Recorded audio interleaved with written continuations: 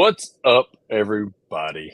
What up, y'all? Mr. Tim Green. Lord. Tim Green's our early guy now. Like it used to be Corey. Tim took it over. He's our first comment every week. We got to add him to the list to get on the show then. Oh, absolutely. So he earned our it. long list that we've got. Yeah. Here's another one if we can ever get him. There's Mark. Yeah, he's off the list now. There's our past guest. What up? Other guest. Dang, everybody coming in hot. I can't even keep up with the comments. And look, Facebook user Tad. It's Tad. Tad. I told him how to do it. Click that link in the description, and it's really easy. StreamYard.com/Facebook. He's like, I'm just gonna put my name behind every comment. That's easier than trying to figure this out. Just put T. We'll know who it is. Yeah. Tad still writes. Yeah. Tad still writes paper invoices, so I'm not expecting much out of him. That's true. So, I need to reach out. I need to call him tomorrow and see how his elbow's doing. There's another one I want to get on the show, Mr. Gregory. He was hilarious at MTE. I loved it. T. There we go. Awesome ones on here. There you got it. Well, cool. So, hey, we've both had busy weeks, but you've had a special day today, and I'll tell you, on here, I've already told you, but congratulations, 1 year in your shop, and today you had your ribbon cutting. There's the ribbon, dude. It's funny. We had an insurance agent holding up one side of the ribbon for me to cut. And like at the last possible minute, he let go, so I cut it in the air. I was like, I still got it with the big ass scissors, so made it happen. But we was messing with it, like, come on, Jim, what are we doing? You should have turned to him and been like, look, y'all are always dropping the ball on us. Don't drop the ribbon too. Come on, drop prices, and now they're cool people. They're the agents, they're not the adjusters, so it makes it a little bit better. Yeah, that's true. Yeah, I had the ribbon cut, and that went great. We had several people showed up. Had our PDR, wonderful PDR industry showed up. We had Jeff McMahon, Joel Mathis, Matt Myers came all the way up from Huntsville. I feel like I'm missing somebody. Brendan Yeager was here and stuff, so it was great. Like I always love our support from the community. Heck yeah. And our new hire started today, so he got thrown right in the fire. Mr. Ray Slate. Yeah. He's gonna be awesome. Like he was taking it all in the day. It's really cool. He's came from a body shop background as an estimator, and he's gonna be our ceramic coating installer, plus helping us up front with his, vast knowledge of insurance and all that stuff. So we're excited to have him. He's excited to be part of a team. He's gonna be awesome. Yeah, it's gonna be awesome for y'all. Yeah. So now all we need are hailstorms. Yes, come home with it. I'll just buy CCC at this point and be like, here, you can have it. Like, let's go. Speaking of, it was coming through Texas there today. So I know. I think it hit Burleson. Like everybody gonna be at Anson. Yeah, it was coming through there, but I hadn't looked up to see any kind of videos and stuff yet. Right. But yeah, we got a great show tonight. We got a newcomer to the industry who is about to have his first year or 1 year anniversary himself. If you've seen his work and everything, you would not think he's new at all to the game. Like it's mind-boggling. Great trainers, great mentors, great company he worked for, and not only are they pushing his skills, but they're pushing the envelope just like they are with the rest of us and getting the prices where they need to be. So he started out up there with the pricing, and so that's great, and it's great for the industry. It's great for any newer techs instead of the older ones. Like when we started, we're pulling numbers out of our rear end.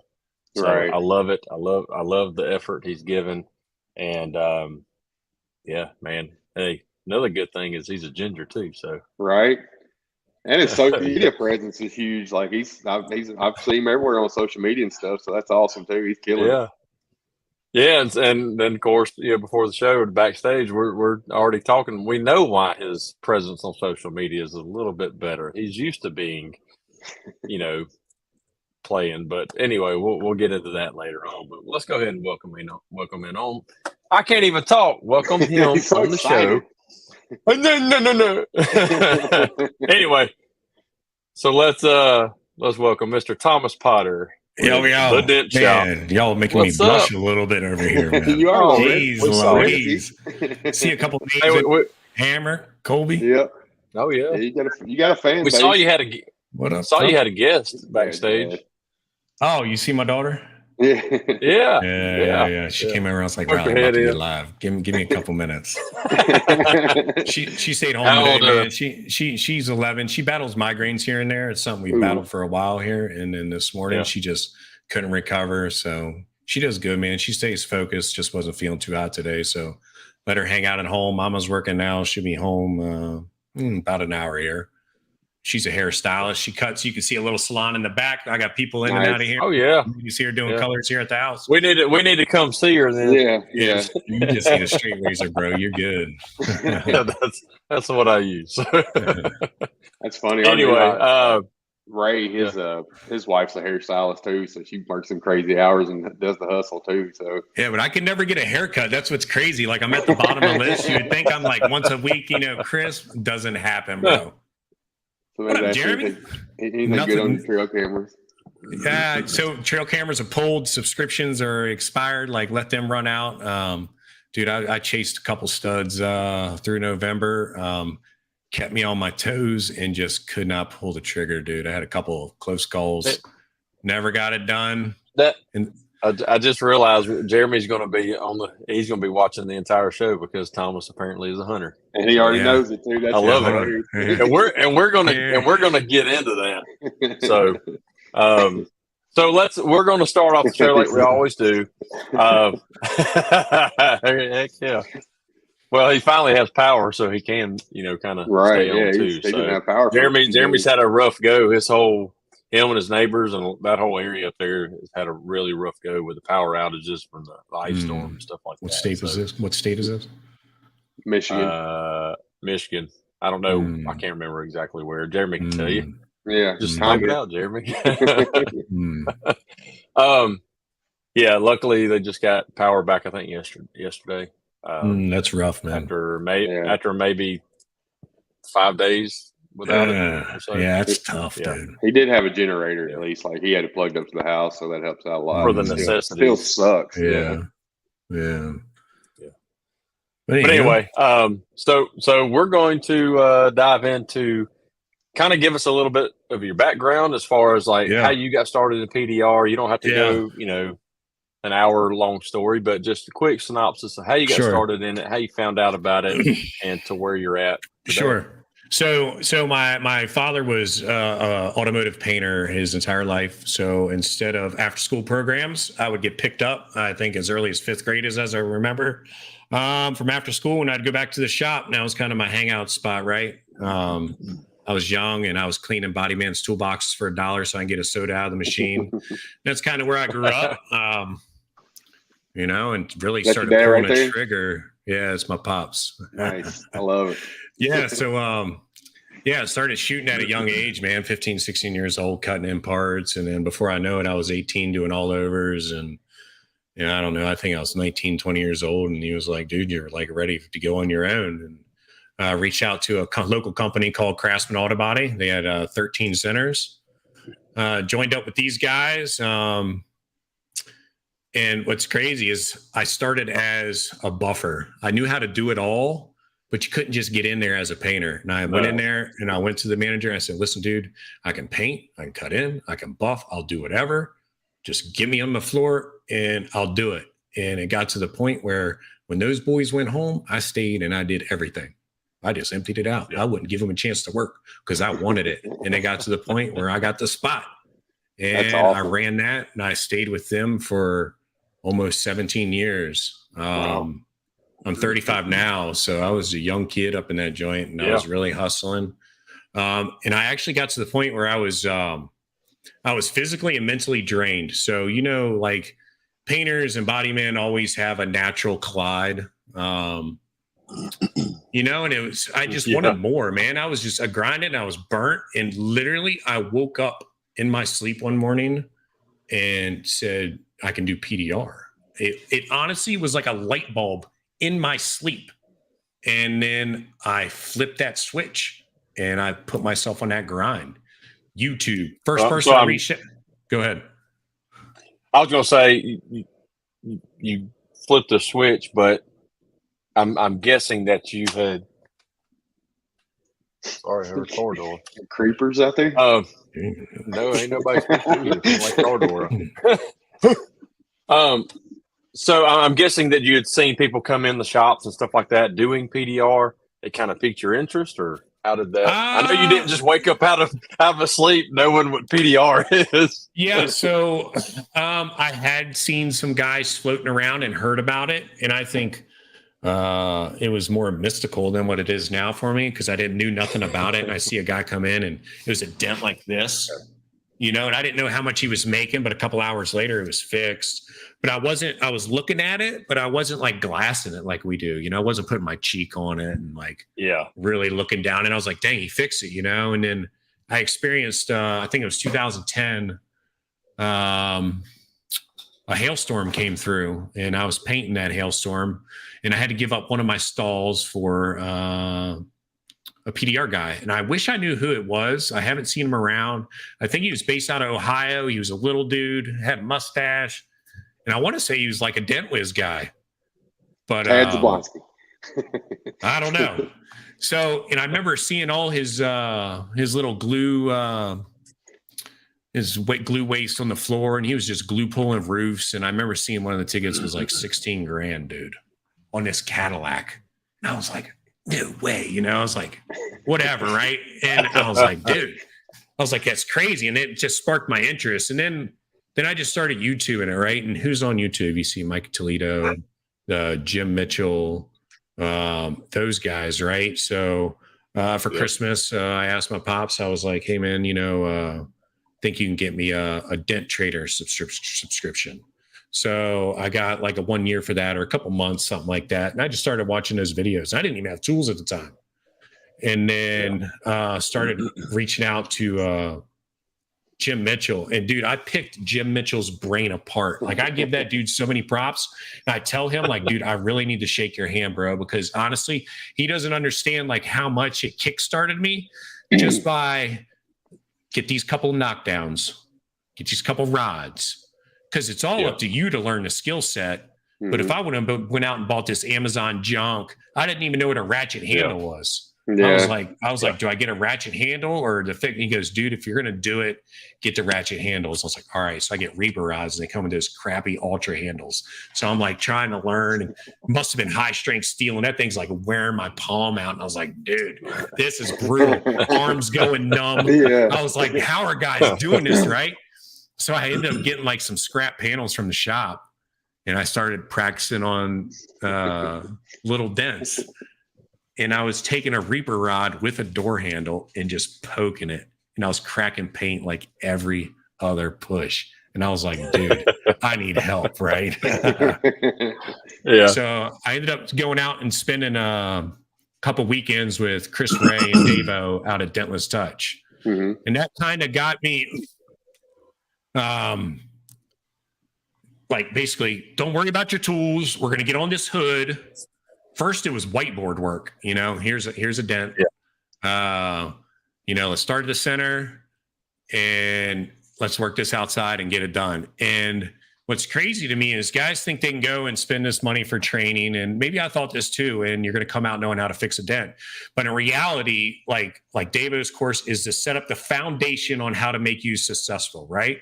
So it's all up to you as the person to push yourself to learn it. He can only tell me how to do it so much, but my eyes have to see it. I have to be able to do it. And that was I had to overcome that. And I see, young guys come to our shop now. We were training from another facility, and it's like, we put them on a hood. And I was like, you see this right here? He's like, I don't see it. And I was like, don't worry, bro. Because when I was learning, I didn't see it either, but it's up to you got to put the time in, man. Yeah. And then, you get a lot of people, like you're saying. You may have had that mentality, but there's so many technicians that think the same way. They're going to pay this money. They're going to come out, and they're going to be able to go out on their own and make all this money, and they don't put any more effort into actually learning how to do it. But I want to give a shout out to you talking about Jim Mitchell too. Like his the RWO training, the real world training. Yeah, it's a real deal. He explains stuff so well in those videos. Like I'm not much for watching a video and picking up anything, but the way he explains stuff in there just makes freaking sense. So you shout out to Jim for sure. What up, Davo? Yeah. So I got to the point where so a year before I joined up with Dent Shop. So I was working at Caliber Collision and I was practicing dents, and here and there I would nail one or even do one like push to paint or something. But Caliber was paying me my flat rate. And I was like, well, how do I get paid what, because I went and spoke to Paul and Tim and they gave me price guides. They're like, charge this and that. And I was telling my guys, you realize that, Paul and Tim are getting, $600-700 for this dent. And they go, well, we can just pay you the flat rate. Well, you know what I did? I went and opened up an LLC called a Dent Sniper and then hit them with the paperwork going, here's my tax ID. And then it was like, can you fix this for us? And I go, that's going to be $400. And they're like, what? And they were a little standoffish. And then all of a sudden I got it, and then I started. And then if I'd screw it up, late at night, man, I'd push to paint it. I'd push it. And then if I had to take a little 320 and knock out my highs and go to 800, little cam primer and paint it, I did it, but I was grinding because that's what I had to do to learn. Yeah. Right. I always didn't have a guy over my shoulder. I was literally grinding through it. And then one day I left Caliber Collision, super pissed off, right? Like someone pushed me over the edge. I told my manager, who's my homie still to this day, him and I are tight, went to school together. I go, George, I need to take the rest of the day off, man. I'm fuming. He was like, take your day, man. And I went home and Paul and Tim called me that afternoon going, listen, hey, we got a slot. You expressed some interest in joining our team. Would you be interested? And I honestly took that as a sign. I was so frustrated. I left my shop that day and Paul and Tim had called me and I said, I'll be there tomorrow for an interview. We went there, hashed out the details. And at 12 o'clock that afternoon, I went and told my dude, I said, listen, I got a job opportunity. I think I'm going to take it. And he goes, well, I need you to let me know if you're really taking it. And I said, no, George, I'm quitting. You've got 2 weeks. And he was like, I just told you. it took him and it hit them hard, man. Because I was the bailout guy, dude. If people couldn't nail the 3-stage colors, the USA was bringing me other shops' problems because they knew I would fix it. Awesome. I honestly mastered painting. I mastered the Exalta. I mastered water. I had it figured out. And that was super hard for me to transition to PDR, not being able to master it. But I know what it takes to master something. So that's why I think I grind and push myself so hard in this aspect. And sometimes if we're busy, there's been times where guys have left at the shop, that's time for me to put my headphones in and I just keep going because that's what's, that's what's going to make it. Well, when you work for the body shop and you're their guy. Yeah. But a lot of times that guy is the one that gets so taken advantage of. It is. And so that burns you out so bad. Mm-hmm. And I think a lot of us have been to that point in some sort of fashion with any industry we've been in. And it'll push you over the edge. But I think where you're at now is, and talking about learning how to master something, you are well on your way, brother. Oh yeah, absolutely. Right now, just by what I've seen. So it's so awesome. There's a bunch of guys that's transitioned from awesome techs in here that's transitioned from body shop to PDR and made it a great thing. Like the body shops I service, the body guys are like, man, I don't have the patience to do what you do. I'm like, what are you talking about? I'm going to be done with this in 5 minutes. And you're still going to be on it tomorrow. Still fixing the shit. What are you talking about patience? Yeah. So I had done my first tail car. This was probably a couple months before I signed up with Paul and them, right? And I took it and it was smashed. And they go, well, if you don't do it, Paul and Tim are going to do it. I was like, all right. So I ended up writing a ticket and it was like $8,600. And I'm looking back on, I was like, dude, we probably could have gotten 12, right? No one would know now. And it was just smashed, dude. And I started on the sides and the hood. I was able to fix that. A lot of the hood I had to wet sand here and there because I was still figuring this out. That hood was freaking crushed, bro. And it had a vinyl wrap on it. It was a RAV4, 2-tone black top. So I end up peeling the wrap off and I'm sitting there one night, I got my headphones in and like I said, I play some video games. So I'm up in Discord with my homies and I'm sitting there going, dudes, I'm going to be here all night and tomorrow. I said, or I can paint this thing right now. Hey, dude, they go, dude, effing paint it. And I was like, screw it. I ripped all this stuff up, got it up, got 320 on a block like this and was raking it. I've never told anybody in this day except for now. Now everybody knows. But I was making it happen, right? Like, you know, and the next morning I come in and I got bodyman glass in it. The office is glass in it. And I could paint. So it came out clean right off the rip. You know, it didn't look painted. Like I knew what I was doing. And they're like, dude, you knocked that out of the park. And I kept that to myself until about this moment here. And, I love it. Making it happen, get paid, man. Like that's cool deal. that your buddies was pushing you too. Like, go ahead and freaking make it happen. Yeah, man. Like, all right, you right. Like, go ahead. Yeah. So Jeremy you, I know we're gonna get into all that, Jeremy. Just hang on. So let's. So you've almost been with the Dent Shop for a year now. Yeah.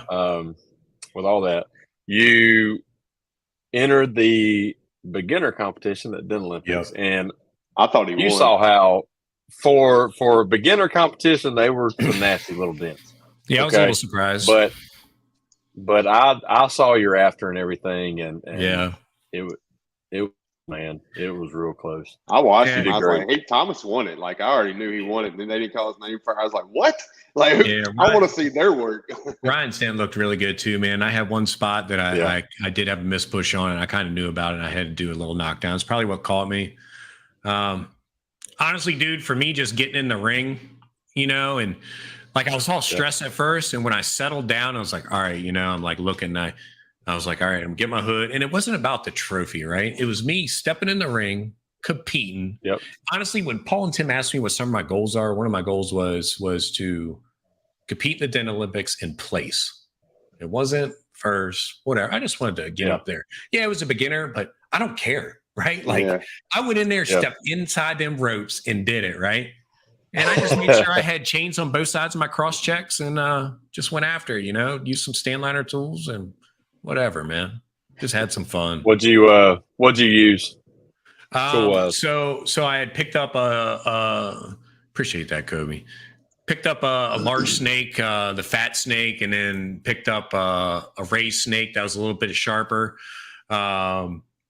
Excuse me. And then I picked up a couple of cranes, I think a double bend and a straight. And then a double bend, just dent craft rod with sharp tip. Went to VIP. I said, hey, I'm competing. Can I borrow a knockdown? And man, he gets his tips and he's like, let me find a perfect one for you. Yes. And he's looking in his phone, you know, and he's zooming in. He goes, only I know the difference. I was like, all right. So I go over there and neither one of my snakes could get on the dent because it was too far back. The fulcrum was just a little funky. Yeah. And I have this short crane and I have to literally crank on it, dude, to get any movement because it's just too short. So that's why you see me, I'm freaking beat red because I was pushing everything into, dude, I had to go change my drawers and it was because I was just sweating, dude. But yeah, just push it up, man. And I did a job before I left for Florida and I was like hustling. The guy's like, you're in a hurry, ain't you? And I said, man, I leave for a flight in 3 hours. He goes, where are you going? So I'm going to Florida to meet up with some dent guys. I said, I'm competing in this thing called the Dent Olympics. We started talking and he bounces me a bouncy ball. He goes, stick that in your pocket. He goes, that's your good luck charm. I was like, oh, jeez. Right. So here I am when I'm at the airport and I look, I got the bouncy ball. I said, man, I better just hang on to this thing. And when I went down to compete, I freaking put the bouncy ball in my pocket, man. And the guy actually came back. He's a local dude. He flips cars and we'll just rough out some stuff for him to make it look better. I got rusty, man. I had that bouncy ball in my pocket and I placed second, dude. And he goes, see, I told you. That's awesome. Say next year, give me 2 and I'll place first. I don't know who this is, but I agree. The clock, the timer on it, like makes it. Oh, is it? It makes it so much different. Like it ain't like you just sitting there chilling and get the thing done whenever. Like you got some time, you got to get it done, no matter what. Well, like we tell everybody, you know, the first step is making the decision and getting in there and competing. Because last year was mine and Andy's first time with the tag team. Of course, this year we didn't even touch the dent.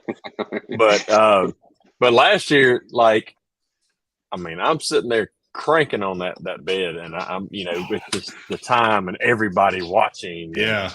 being dressed up like Bert the whole time, sweating his ass off, yellow paint all over the den. But it's just that right there. We all know, like, we can fix that dent and glass it, but that it's the pressure that kind of gets to you. But that's what makes it so much fun. Yeah. And at some point, I'll do the regular Dental Olympics, but I'm good.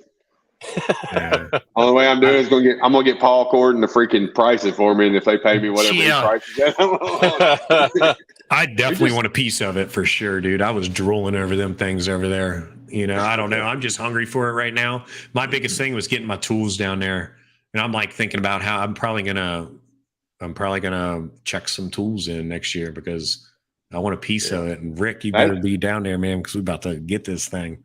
And that's hard too, like trying to run around and grab your tools that you think you're gonna need. Like you said, you didn't get the exact one, so that's the hard part too. Just grabbing tools off of it. Well, I mean, if you kind of know ahead of time, like now that you've seen like what those door dents look like, what you think you're going to use, then bring your small stuff, like your knockdowns and like a small light and whatever you need like that, pack that, and then borrow the actual tools, unless you just want to figure out a way to bring them.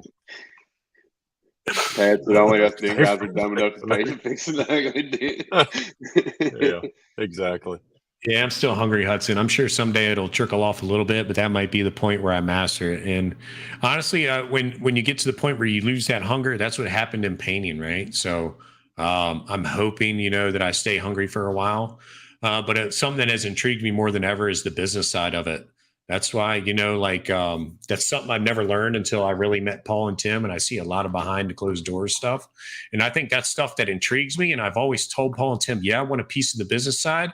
I said, but for the only way for me to feel comfortable being part of the business is I got to master this. There's no way I can sit in this office and tell guys or ask guys to do something that I can't do or don't know how to do. Because listen, someone might quit one day, right? Well, what am I going to do if I'm in the office and it's just me? I can't fix stuff. No, I have to go through these trenches, figure it out. When I figure it out, all right, next step, let's go, Right. And hopefully, hanging with these guys, man, just I want to grow with these guys, and I hope they want me to grow with them, and we mean a lot to each other, man. That's like while we're going to Matt Moore's. I was telling you before the show, we're going down to his shop to train on ceramic coating. I could have sent my guy down there to do it on his own or whatever. But no, I need to be part of it. I need to know how this works and everything. So we're both going down there to learn. I think it makes a big difference. Yeah, for sure. Yeah, I love the mindset. You sound like a lot of us, the majority of us. I love it, dude. So, he's gonna have me wishing I had some dents in here to fix when we get off the show tonight. I'm like, I gotta go grind now. We'll start fresh in the morning, all right? Right. Yeah.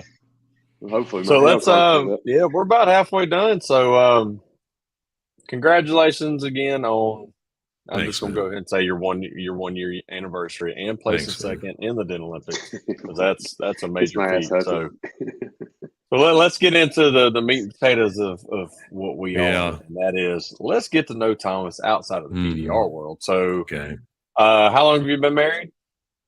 So technically by law we're not married, but we are in our eyes. Okay. So we'll get that out. How long have you been together then? 16 years.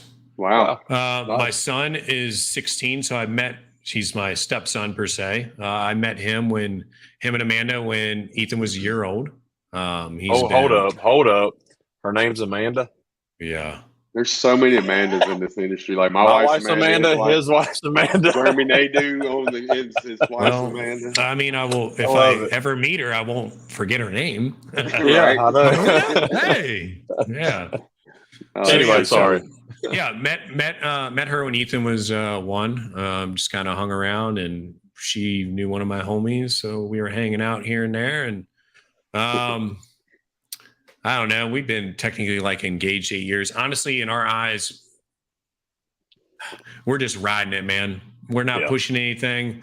It's smooth sailing for us. I have a daughter who's 11 years old. Ethan is super intelligent. He's in 10th grade. He's in all honors. 4.65 GPA.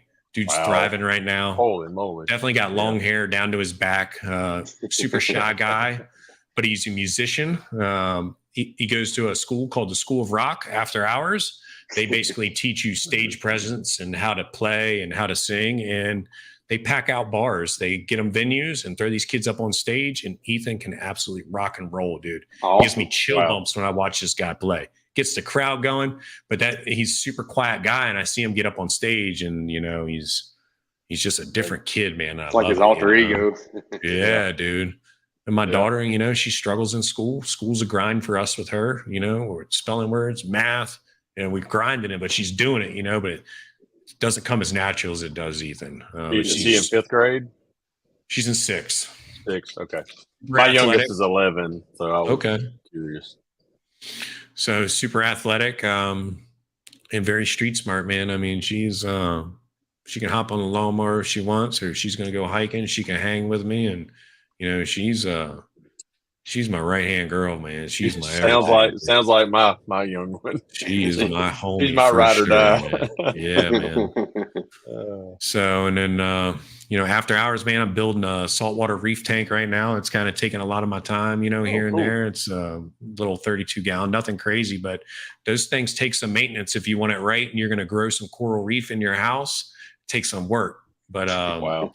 I'm intrigued by it, so I'm learning a bunch of stuff there. And then I was telling you before the show, I play a little bit of video games. Just a little bit. I got cats paying my bills while I play some Call of Duty. And is there anything better than that? Like I hoop and holler on stream, and $5 I do the truffle shuffle like the Goonies and show them the lint in my belly button from the day's work. Send me some stars, baby. Yeah, that's what it is, man. I mean, it is what it is, right? It's all entertainment, right? Hey, and I tell them, I tell them it's not about the money, man. I don't want your money. I'm here to have fun. I think that attracts people. I mean, some days I get 100 people pop in. Some days I get 12,000 people that come in. So it's awesome. Pretty crazy, and it's, I don't know. I think I'm more nervous for this than I was playing a video game with the dudes, funny. With more people watching and stuff. Yeah. So Tim Hayter, I know he's big on TikTok and stuff, and he's a big gamer and streams a lot and stuff too. I watched him on Dents and Dreams one time. It's pretty cool hearing his story about grinding it out on video games. In a bush beer, huh? That's Tad. He just had elbow surgery several weeks back. Yeah, about a month ago now, ain't it? Yeah. And so he still can't drink alcohol for a while. This dude has not watched process. And he's not watched any movies past the Clint Eastwood era. Like, we're like, you seen it? Nope. You seen it? Nope. Like, what are you doing, dude? But yet he comes out as Dumb and Dumber. He's seen that, though. So. Yeah. And he watches HGTV now. I'm like, what? Why? Like, are you a middle-aged woman? I'm right there with him. I like watching those I shows. can't watch this crap. I don't watch TV, to be honest with you. Really? Yeah, we'll do a little streaming. I fall asleep better with the television on.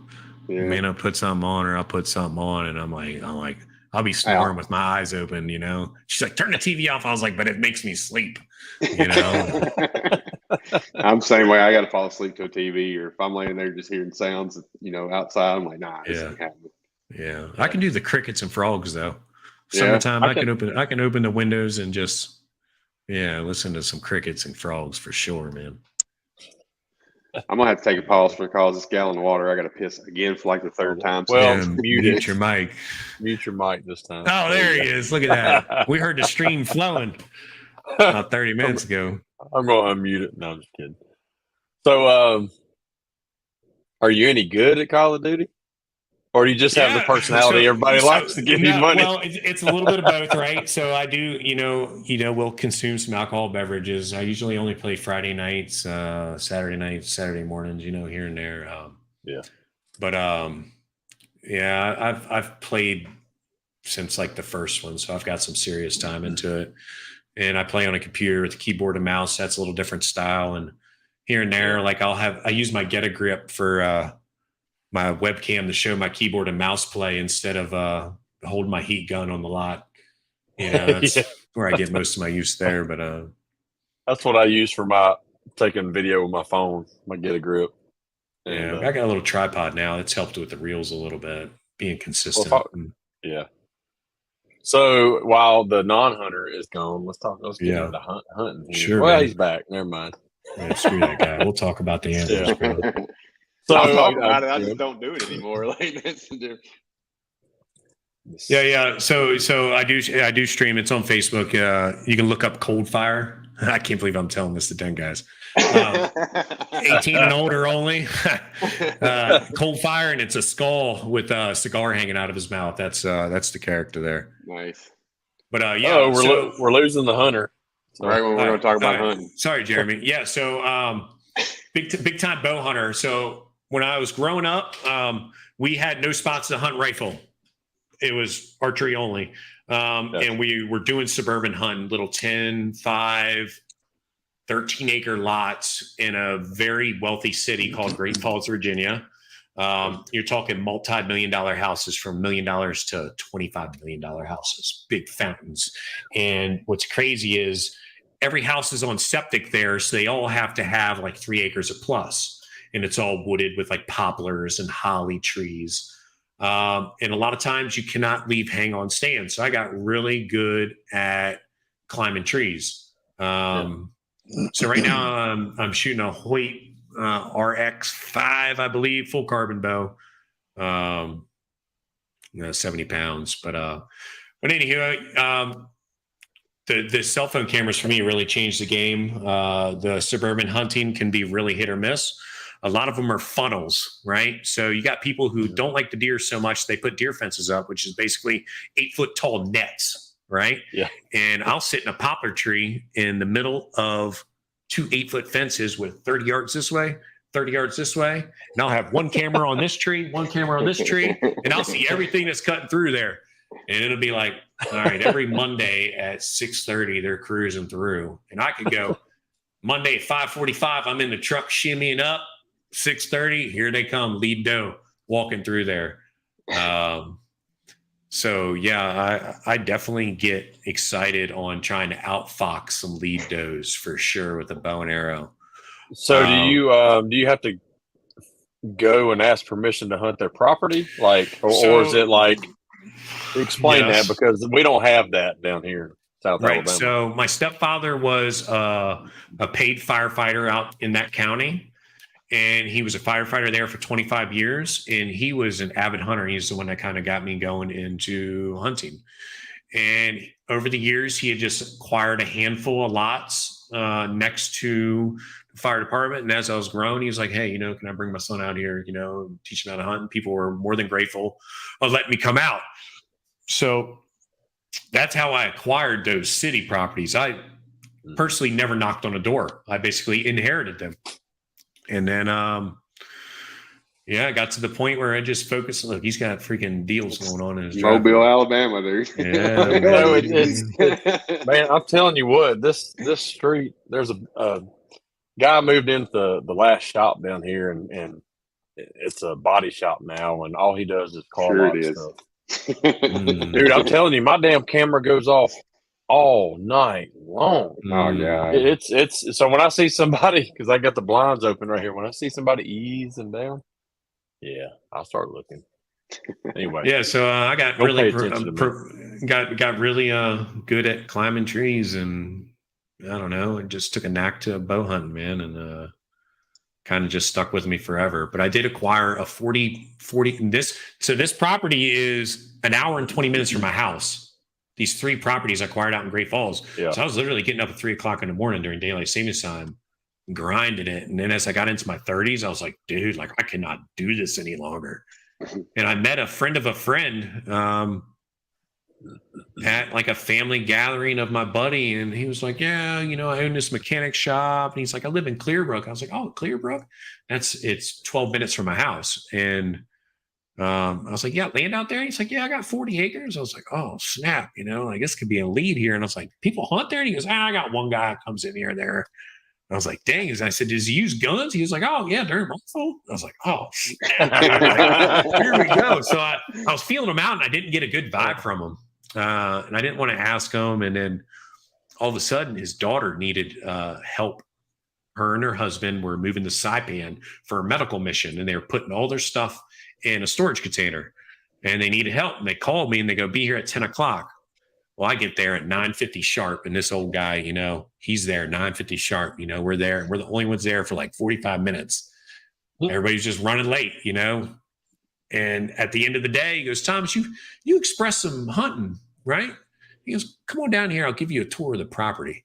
And I was like, yes, dude, you got to be kidding me, right? It was like the next weekend I was down there, and we're on his side-by-side on his trails. He's showing me the whole thing. I got a white oak flat over here, thick pines over here. I was like, dude, this is beautiful, man. He's like, yep, just let me know when you're coming. He goes, use the side-by-side anytime you harvest anything. So it's a doe factory. There's not tons of buck in there, but there are. But there's doe out the wazoo, man. Tad said he'll fall out of a damn tree. He's got to harness up. He falls asleep. Yeah. That's so I hunt out of a like, I don't have the patience for like sitting there waiting on a deer. It just kills me. Well, it wears me. That's why I kill my best deer when I wake up from a nap. Oh yeah, because you're not moving. Exactly. Yeah. I'm not moving. I'm quiet now. The older I get, I do start snoring. So I gotta, But yeah, man. I can't bow hunt, man. I wanted to and stuff, but especially it's tough. Well, my shoulder went out 2 years ago, and now it's out again. There's just no way I can do it. So, can you shoot a crossbow? I could, but ain't no need. I got a rifle, and I can. Don't you have an archery season though? That. Yeah, but it's just like, me, my son, I want to hear bangs. Yeah. I feel so how I describe it every time I tell, like my dad, or like, yeah, I shot this one this year, and I said, you know what? I put my gun up there, looked through the scope, put crosshairs on it, and my mind's always like, do I shoot? And then I hear a bang. I don't even finish the sentence in my head. And usually when that happens, it's just my finger answers before my brain does. Yeah. And I don't, like last year, I killed, 6 deer with 5 bullets. Okay. I killed. He doubled up. Yeah. I doubled up really on one. It was 2 little ones, and they were perfect. And I'm looking. And I mean, they lined up perfect. And the whole time I'm thinking, should I? I mean, just for the hell of it, should I? Boom. And what's funny is trail cam was right there too. And it got them almost hitting the ground at the same time. Oh my gosh. What caliber was that? That one was my 308. Okay.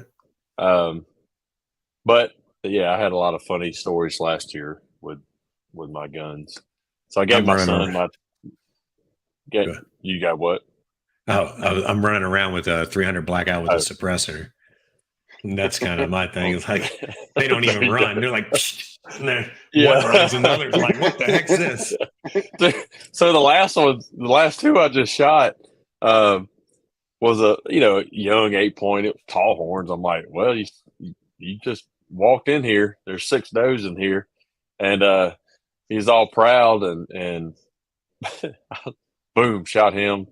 He went right off the back, 25 yards right down the backside of the patch right there. Well, one of the does ran straight to me and stopped 10 yards in front of me and kept looking back that way.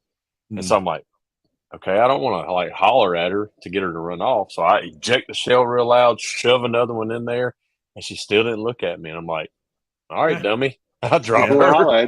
Yeah, might as well. Clean them up. So I don't mind cleaning them and stuff. So yeah, I'm out on cleaning too. Like, nah, I'm good.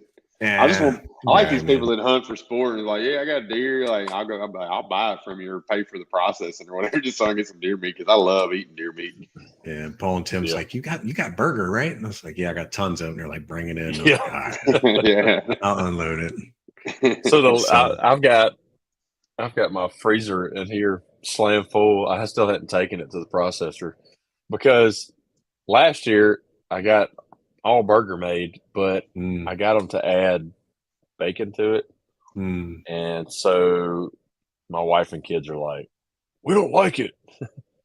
So I've got this in here to go just get regular, nothing added to it. Just I have to trick my family. Like I'll do half and half, and Yeah, I they'll don't know. smell it and stuff. I don't know. It doesn't bother me. I like the bologna for sure. I'll pay for some bologna to get done. And for the longest time, I was processing my own stuff. I mean, I was like into it. And now time is of the essence, right? Like I'm killing it, gutting this thing. By the time I drag it out and get home, get all my clothes off, man, bloody and cleaned up, and then I'm all done. And I'm like, oh, I still got a carcass, man.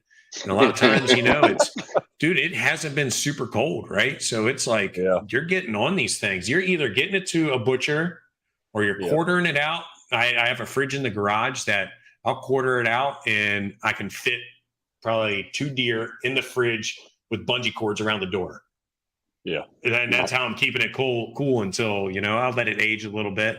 And then if I get a hair up my butt, I'll process it. And if not, I'm like, oh, I'm just taking it to the butcher and biting a bullet here and getting it done.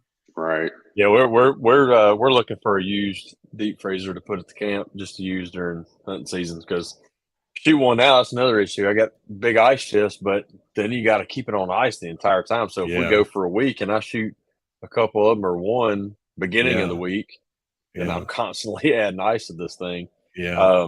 And then my wife and kids got me a dehydrator for Christmas, surprised me with that. And so now it makes me want to kill more. Just you playing with it at all? Make jerky. I did once. I haven't. I'm going to take some. I'm looking in the bottom of the deep freezer. I'm like, dang, I still got some back straps in here. So I'm going to. I want to let that thaw out. I'm going to let it thaw out just enough to start trying to do some more jerky. I want to smoke a back strap. Like since I have my smoker, I haven't had a back strap. I'd love to smoke one. So the year before, Thanksgiving before last, I took a fresh back strap, cut that sucker in half. I filleted it. I beat the crap out of it. Try to, loosen it up as much as I could. And then I put jalapenos, pepper jack cheese in it, folded it back over, wrapped the entire thing with bacon, smoked that sucker. Oh my gosh, it was so good. It sounds amazing. I haven't eaten hardly juicy, today, great, and I know, but if I'm only using it for while we're there, it ain't gonna stay plugged up all the time. I'm with Greg. I can get one for Greg. I got you. I bought a deep freezer. It was like a mini joint. It was $150 like 2 years ago. I went back and it was like $230. The exact same one in 2 years. So the prices are definitely skyrocketing. But see, we can get up in our dent price. Exactly, we can get even bigger one for like $75, $50. We even do you guys run the specialty matrix at all in like exotics or anything like that? Have you ever seen that? I'm in Dixon, Tennessee. We don't get exotics. We get trucks all day, every day. I feel you, bro. So going back to dents, but you mentioned raising your prices. We had made a new matrix for our 2023 for exotics, and it was I want to say like another 16% increase or 20% increase. Like we're at the point where it's like, so here's the deal, right? Where we'll do something and we denops it and say we write a $2,000 estimate and we denops and it comes back to $4,000.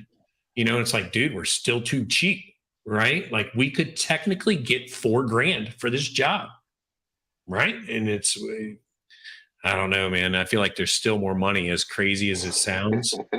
I really do, man. I love it. Well, the thing is why do we have to be cheaper than what conventional repair is? Yeah, that's ridiculous. No, at all. It should be more. And we're not to. I mean, the good retail customers, they're going to pay. It doesn't matter if it's the same amount. Yeah, it's the insurance. The insurance is what's getting us, and we're getting closer and closer. But well, I think so. But the problem is too. I feel like we're in a honey hole spot right now, right? So I mean, who knows, man? A couple of years, insurance starts figuring this out, can tighten this thing right up. We don't know, man. I agree that. So I've got one that just came in today for an estimate. I don't know, this afternoon, and it's a brand new, Volkswagen GTI. The guy didn't have 3,000 miles on it, and so the front fenders on them come to this real sharp point right above the headlight. That gouged just speared a deer that ran out and took that whole thing and pulled the whole fender back. It took BMW Collision 3 months to get the fender, and it took 3 weeks to fix it. Well, then they replaced that, painted blended into the driver door, and somebody put a 2-inch little crease in it, and so now I got to fix it. But that's where the lack of parts and everything else, that should be driving insurance to be just I agree, man. A lot of it for us. Well, that and they're going to spend extra money on rentals at a body shop compared to us. Like, you got a rental for 2 or 3 days. Like, there's so many more benefits to the insurance company just letting us do it. Well, the thing is how do we get them to figure this out and start feeding us, right? The one thing, you think about is people go, well, DRPs, right? Well, the problem with DRPs is that's when you start making deals and backdoor deals. On you. I understand. Right? So I agree. So it's up to us as a community, right? As I've learned, one of the first things I did when I expressed interest to Dent Repair, and I went and seen Paul relatively early, he goes, here's our price guides. Stick with this. Well, guess what? I was only 5 miles up the road for Paul. He didn't want me coming in. And I was like, oh, he's giving me all this stuff. But big picture is he wanted me to help preserve the market in our area. Yeah. And it did, because I was like, and I wasn't even working for Paul, and I, hey, what should I do here? And he would help me build an estimate. That way, if they left Paul to shop around and came to me, it was no different. And that was the goal, was capturing that market. So I don't know. We locked it in early, man. And that's good. That's why networking in your own areas and stuff, and making sure, one, that the quality is there across the board to be able to get those numbers. But like I try to tell them, even if your quality is not as good, if your 100% is really only 80%, still stick with that number and then do it for 80% of what that price is, instead of I'll do it for $50. Stop. Yeah. You're hurting the entire industry. I hate that, do it for $50. Like, you hear that so many times from customers, like, so and so did it for $50. Well, they should be shot.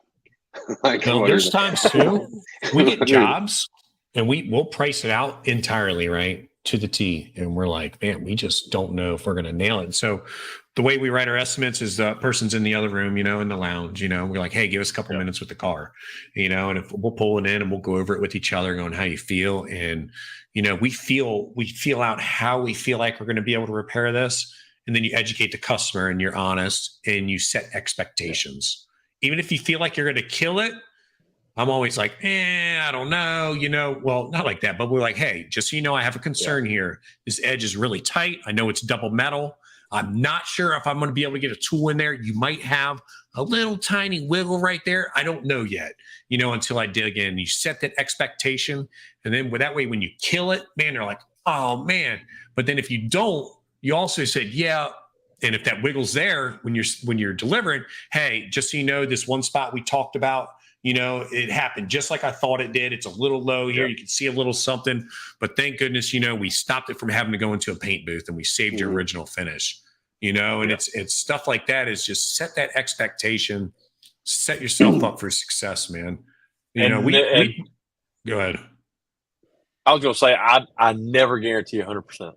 If it's one I know I can get completely out, I always guarantee 95% plus. Under promise and over deliver. Yeah.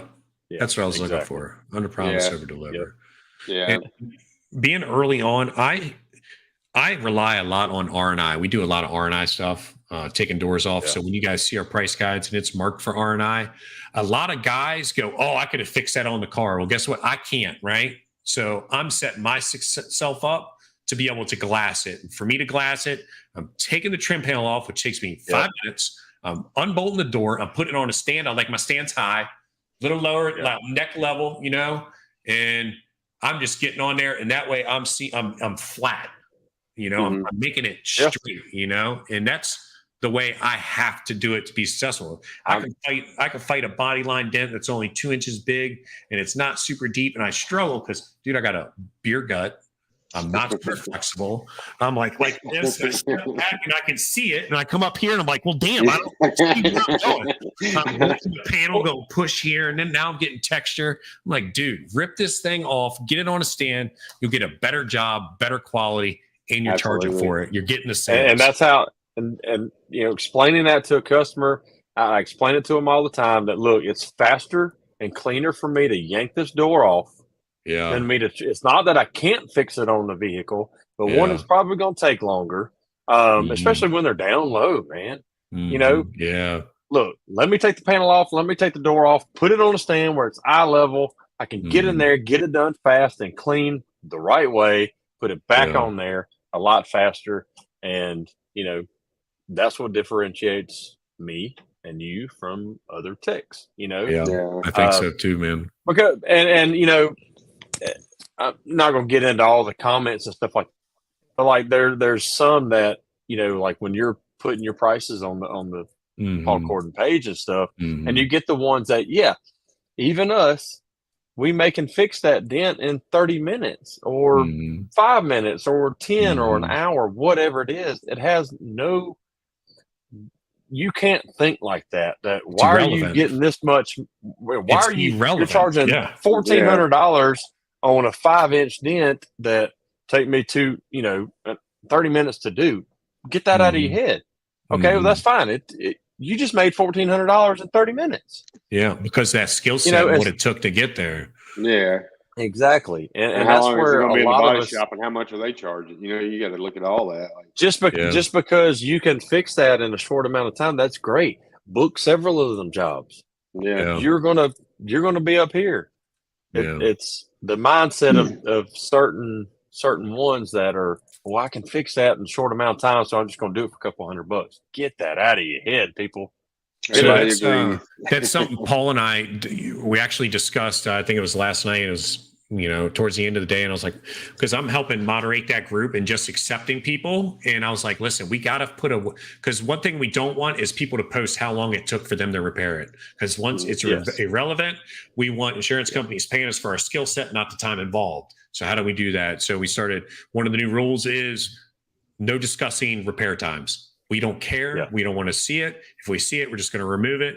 Now it's a rule. You got to agree to it. And, we might have 10, 15 people that want to join the group a day, and we got to go through. Now, if you don't check that box, delete. We're just thinning you out because we don't want to hear it. We're here to grow the trade. And if you ain't in the group already, you're probably, behind the 8 ball as is. Like, you should probably get in it, but, that group has been a real eye opener for a lot of people. I think, like, just seeing what's out there and what you can get. When people say, "I can't get that for that," yes, you can. Well, I think a lot. Our market says a lot for us as well too. I mean, people. It's reality, right? We have cash in our area. We do have exotics, but at the same time, if every dent guy in the nation gave themselves a raise, people would have no choice. Yeah. Yeah, exactly. If no one did it, they wouldn't have a choice. It's plain and simple, right? Jack your prices. They nowhere to go. Right.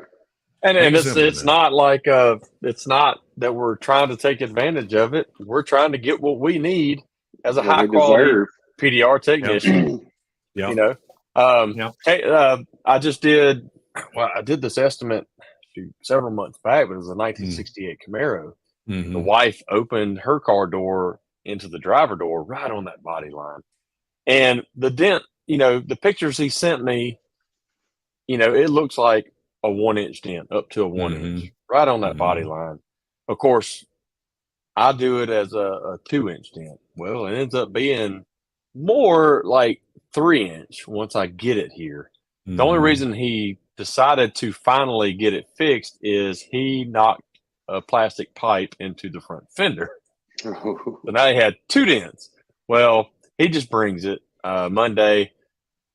And, he had questions. Why is it so much? Now, that door ding was like $800 and something with the R&I of the door panel and the striker. I mean, the latch. And I said, taking that latch out is going to be my best option to get in there right on that body line. And he said, well, I'll take the door panel off. Okay, well, I'll take that part off. So it was still, just the dent repair itself was like $650 something for, what looked like a 1-inch dent. But me getting down there, even outside, putting a line board, and I'm like, you see what you're seeing is a 1-inch because you're looking in the center of it. Look how far it stretches. He said. I said, see, that's what I'm looking at in your photos and stuff. And the other one was like 2-inch round dent. It was, $500, including taking the headlight out. That one took me. I was done in 20 minutes. Had the light back in, everything. The door took me several hours because of, one, it's a custom repaint on this. You don't want to crack that paint, real metal and all that. He understood. He said, I don't care. He said, you explained it to me. I don't care how much it costs. I brought it to you. Thank you, brother. There's a value there, anyway. man. That's like, there is. I think there's advantage for people that's got the body shop background. Like me and Ray was working the day back here. I was showing him estimate on Mobile Tech RX. Yeah. I was like, all right. So I was drawing lines on my van or whatever. And it's like, hey, measure this out, do it. And he did it. He found extra money. He's like, man, you got to remove this bumper to take this taillight out or whatever. I would have never known that. So I think that's huge too, having them added, knowledge of that. That stuff's a pain in the butt. I don't understand who designed that crap, and geez Louise. Hey, but I'll get paid for it. Come on, man. If we're going to do it, I'm going to get paid for it. Yeah, bro. I was like, I got one scheduled for next week. He come in yesterday for an estimate, and the dent's not bad on the fender, but it's behind the fender flare, and the flare has it scratched the paint on the flare. Yeah. Well, it's also double-sided tape because it's a Tacoma. Yeah. Okay, I've got to take it off anyway. I'm like, well, while it's off, I can paint this for you. Yeah. So Mobile Tech RX went in, paint body side, put my times and all there, So while it's off, I can have that repainted, go fix the dent. Once it's cured, put it back on. So buy some of them clips because they're going to break coming off. Yeah, you already know. I already know, bro. I'll get the clips with double-sided tape. Yeah. Get a handful of them things. And for some of y'all, I just want to give a shout out to Paul Corden real quick. For some of y'all that aren't comfortable with your estimating or think you can up your game, he offers training. So if you think you could swing it, hit up Paul and see if you can get training for that. I'm hoping Amanda can eventually go. I think Melissa Fetty's trying to get up there. We're trying to get a group together to come up there and personally train with you guys. So I think it's huge for the industry. Oh man, I better get a cut. I told Paul you better watch out. I'm going to have Paul Corden's helper training for half the price. You can be that $50 dent guy. I ain't gonna be $50, but I ain't gonna be as much as he is. Isn't that right? Yeah, that's funny. But yeah, I think that'd be huge for people that, like I said, don't feel comfortable with estimating and stuff. Because I know Dave Detlef's wife Katie went up there and she came back like high plate. She's been making them so much money since she's been back. So that's I think a lot too is not only is your prices, but how you're displaying that to the customer. Right? It's like you're saying, it's a hustle, it's a sell, right? And I never thought I'd have to do as much R&I or selling when I first came into this, and it's watching these cats, is what taught me. And I mean, I just do what they do. And I'm just basically, I think I'm killing it out there in pricing, right? Oh, for sure. Sure. Like I said, I got Tim going, dude, how'd you get $1,400 on a door? And I was like, well, it was 6 inches obstructed. Yeah. And we had to lift the price guide. And he's like, geez, Louise, man. Like, that's right. But see, Tim, he'll tell me, like, I got a little bit of that mind trash myself. I'm old school. I have a hard time feeling that or seeing that prices. But it doesn't. I got no problem telling somebody it's cost them $3,000 to fix their quarter panel. Right. I'm like, well, the body shop cut it off. I mean, yeah. Feel free to go talk to them. You're more than welcome to come back. We'll honor our estimate. That's what it is. Hey, I've done that several times, and they'll come back. But yeah, I'm proud of you. Thanks, man. Appreciate that. Everything that you're doing, and Paul and Tim, just pushing it and helping you along the way. It's just growing. Really, you as a new technician coming in, and one, just your skill level is just phenomenal, Yeah, and you're hungry, and you're going to continue to even get Thanks. better. We need more people like that Thanks. in the industry. Appreciate it. Absolutely. But yeah, it's we're just over the hour mark, and yeah, Matt said you're killing it. You definitely are. Thanks, Matt. Appreciate So- the love, dude. Keep Hashtag save the posting. paint. That's going to be our Save new the paint. thing. I love Hashtag it. save the Hashtag paint. save the paint. I'm All telling you, right. start pushing it, fellas. That's Let's going to do be it. it. I'm down for it. I'm All right. I'm start doing it from now You on. guys might be starting hearing that a little bit more. I'm just going to say that. Hashtag All save right. the paint. All All right. right, cool. Save the paint. I love it. Real quick. I love it. So yeah, Real- there you go ahead. Real quick, little shout out tomorrow. Look, we already got a Facebook user hashtag save the paint. Yeah. My man. Tomorrow, I won't be the only famous Us, Paul. person. What is it? Is it Paul? That's Paul. Oh, nice. Yeah. I was gonna say I won't be the only famous person in the house after tomorrow night. Amanda Patrick will be on Mary Toledo's show with and Maria Oh. Kallenbach. So y'all make sure to tune in on that one. It'll be a good Whoop, one. whoop. She's nervous. She's like, what am I going to talk about? I was like, talk about being married to an awesome ass dent guy. Like, what else are you going to talk about? Yeah. So now it'll be a great show. I'm glad they're getting her on and talking to her a little bit. So it'd be awesome. And remember, all the podcasts out there, y'all watch them. Watch them. We don't, it's not just us. There's a lot of them, and you gain a lot of knowledge by watching them live or going back and listening to them. Yes, Corey, you missed it, buddy. You used to be the first dude. Now you're the last. What the hell? Such a You slacker, fired. bro. He's redoing the floors in his house. It looks Yeah, like. she So, got him working, I bro. know how it is. I'd be so mad at Amanda if she had me working like that. Like, I've done it, been there, done that, and I'm Yeah. cussing the whole time. But when it's all said and done, I was like, all right, that was good. And she was like, I told you it was a good idea. And I was Yeah. like, yeah. I want to be at the point where I can just hire somebody, dude. 'Cause it's brutal. Right. I still have to finish my floors, man. I got our room and laundry room left, and I'm not I'll do the floor. It's the but- shoe and baseboard that whips my tail with that tape measure. Tape I'll measure do that can all kill day me, bro. long. It's being need on to my hook up. knees Y'all and, can make it stuff, happen. so. Anyway, yeah, Oh, yeah. storms in Arkansas. Yep, Yeah. there's a lot of storms coming through, so hail Everybody season be is in safe. full force. And I hope first we of get all, everybody be peace safe, with, but let's get some hail. So anyway, once again, thanks Thomas for coming on, joining Much us, love, man. fellas. It's been a blast, Appreciate and that. keep doing what you're doing. Thanks Yeah, everybody man. for watching, commenting. Thank y'all. And we're going to back you out in the back room, Thomas. Cool, man. We're going to end Yep. this, and then we'll say our goodbyes afterwards. So Much love, guys. Yes, sir. appreciate it, everybody. Peace. We'll see y'all Bye, next Bye, week. everybody. Later.